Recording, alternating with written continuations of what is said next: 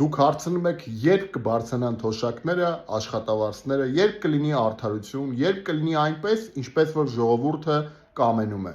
Ժորժան կլինի այն ժամանակ այդ ամենը, երբ որ ժողովուրդը կդառնա գործոն, երբ որ ժողովուրդը կլինի պահանջատեր, երբ որ ժողովուրդը չի գրի ու հարցնի ասի, լավ, դե ինչա փոխվում, մեկը մեզ ոչ ոք չի լսում, բա ինչա լինելու վերջը։ Ժորժան այդ վերջն ենք մենք որոշում, որովհետև պահանջատիրությունն է որոշում, իշխանությունը կանի այս կամ այն քայլը, թե չի անի։ Ժողովուրդը պետք է դառնա գործոն, որովհետև մենք շատ ենք ու մենք ճիշտ ենք։ Ժորժան, Հայաստանում ձևավորվում է ժողովրդական իրական ուժ։ Այո, եւ ես պատրաստ եմ այդ պայքարը միջև վերջ տանելու, եթե իմանամ, որ դուք նույնպես պատրաստ եք այդ պայքարը միջև վերջ տանելու։ Ես վստահեցնում եմ, որ եթե մենք տանենք այդ պայքարը միջև վերջ, կլինի ամեն ինչ լավ։ Արդարությունը կվերականգնվի։